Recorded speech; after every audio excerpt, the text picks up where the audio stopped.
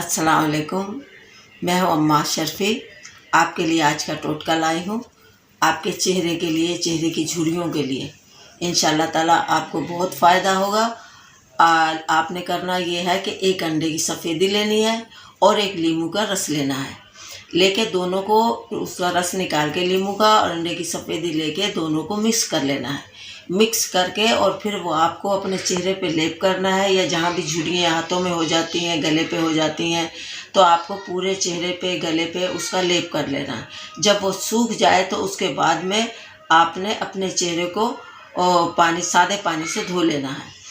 और आप देखिएगा, आपकी हफ्ते में 2 से 3 बार आप ये इस्तेमाल करें। हफ्ते में 2 से 3 बार लाजमी आप इस्तेमाल करें।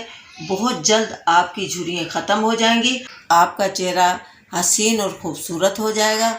सारी झुर्रियाँ आपकी ख़त्म हो जाएंगी और आप इंशाल्लाह